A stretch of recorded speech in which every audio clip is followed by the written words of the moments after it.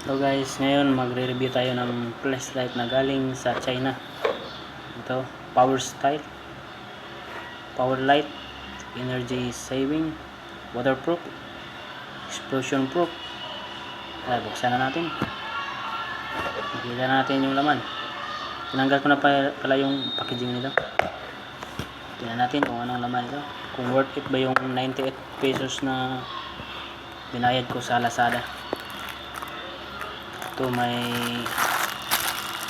charger. May charger siya. Tapos may ito para sa AAA na battery. Meron din siyang 15650 na battery. Tapos may lalagyan pa. Tapos ito na pinahintay natin, itong flashlight. Medyo magaan naman. Maganda yung pagkaano niya. Maganda. Bakal siya, bakal. Tapos may nakalagay na ano. Yan. Hindi makita. Times 1, times 250, times 500, tapos may 1,000 at saka 2,000. Nakalagay dito 5 meters distance ng ilaw siguro. Kaya subukan na natin. Na-charge ko na pala yung ano, 18650 battery, full charge na. Ito yung parang switch. Tapos lagyan natin yung battery, subukan natin kung toong malakas yung ilaw niya. Worth it yung 98 pesos natin na pinayad sa Lazada. Mayroon pala akong mga voucher at saka mga Lazada coins, kaya medyo maliit yung nabayaran. Ayun na. Ayan. Lakas pala yung ilaw.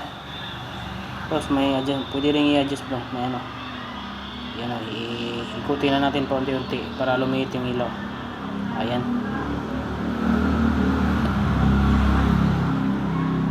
Yan yung ano niya, ilaw niya. Malakas. Natin yung pinakamalakas na ano. Yan. Tapos may ano yata to, may low na ano. Yan. Low. Yan, tsaka yung pinakamahina. Pinatay ko na. Ano lang. May blink. Pang emergency. Tapos yung may medyo ano, pang blink na hindi masyadong malakas. Ayan. Kaya masasabi ko dito sa flashlight guys, worth it yung ano, 98 pesos na pinayad ko sa Lazada. Ito pala yung ano niya, XML T6. Kaya gusto nyo bumili sa Lazada, okay lang, try nyo. Malakas, okay siya, malakas, magaling. Tapos may ano pa, may tali na pwede mahawakan, maganda rin. Malakas yung ilaw nya. Subukan natin sa medyo malalim-lalim konti.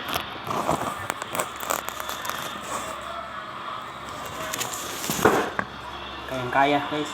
That's all. Thank you.